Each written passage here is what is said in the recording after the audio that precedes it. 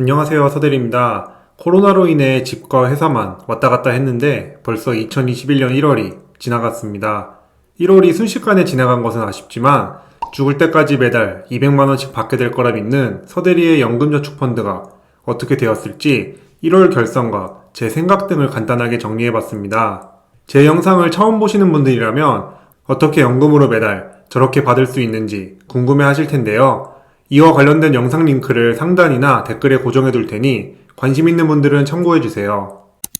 서대리의 개인연금 ETF 포트폴리오 핵심 전략은 이전에 영상으로 올렸던 죽을 때까지 매달 130만원 받는 방법에 기반하고 있습니다. 심플하게 미국 시장 지수를 추종하는 ETF를 매달 매수하는 것입니다만 추가 수익을 얻을 수 있겠다는 교만한 마음을 가지고 중국과 한국에도 일부 투자하는 전략입니다.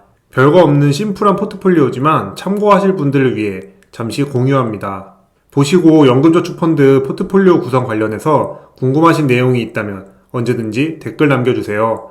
제가 말씀드릴 수 있는 내용은 최대한 답변 드릴 수 있도록 하겠습니다.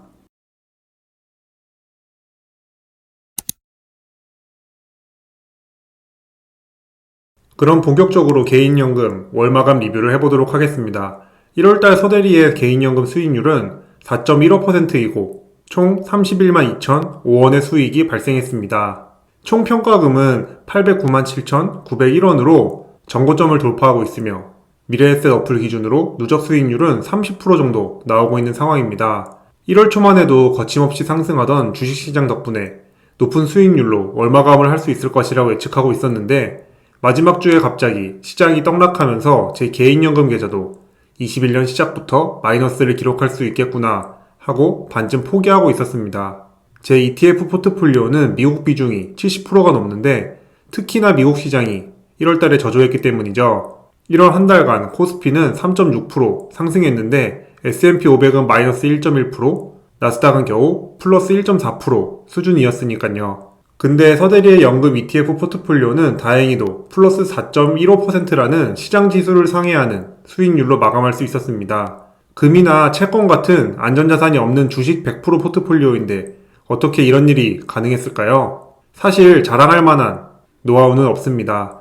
늘 그렇듯이 월급 받으면 30만원 채워놓고 정해진 비율대로 ETF를 매수하기만 하면 됩니다. 이렇게만 이야기하면 너무 없어 보이니 추가 설명하자면 제가 투자하는 미국 지수 추정 ETF가 환노출 ETF이기 때문에 가능했습니다. 즉, 달러 환율이 올라가면서 주식시장의 주가 하락을 어느 정도 커버해줬기 때문입니다.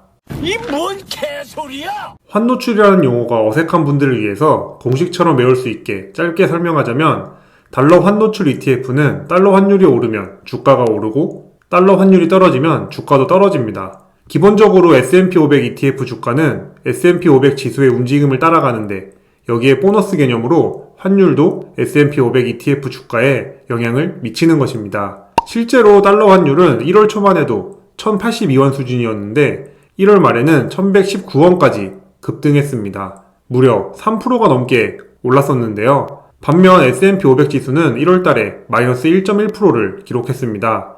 근데 환노출 ETF인 타이거 미국 S&P 500의 주가는 1월 달에 오히려 2.8% 상승했죠. 즉, 주식 하락폭보다 달러 가치가 더 상승하다 보니 S&P 500 주가 하락을 환율 상승으로 커버치고도 남았다는 의미입니다.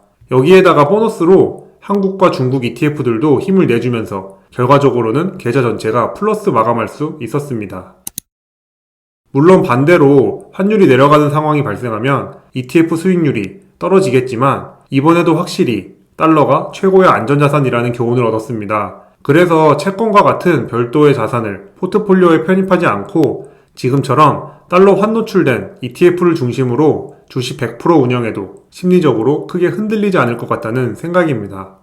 현재 제가 투자하는 5개 ETF를 적립식으로 매달 매수하는 것에 대한 의심은 1도 없습니다. 5개 ETF 모두 제 노후를 책임져줄 ETF라고 생각하기 때문이죠. 다만 한 가지 걸리는 부분이 있는데요. 그건 바로 타이거 미국 나스닥 100의 단가입니다. 다른 ETF들은 대부분 주가가 만원대라 부담이 없는데 타이거 미국 나스닥만 혼자 주가가 6만원이 넘습니다. 그러다 보니 매월 30만원씩 소액 투자를 하는 저에게 있어서 원하는 비중대로 매수하는데 어려움이 있죠. 타이거 미국 나스닥이 해외 주식형 ETF 중 규모가 가장 큰 1등 ETF고 운용기간이 길어서 투자 중이긴 하지만 매월 적립하는 투자 규모를 고려했을 때 주당 단가가 1만원대로 저렴한 나스닥 2등 ETF인 킨덱스 미국 나스닥으로 모아가는 게 낫겠다는 생각이 들고 있습니다. 두 ETF의 운용 규모가 6배 정도 차이 나긴 하지만 킨덱스도 개인이 거래하기에는 전혀 문제없는 수준이라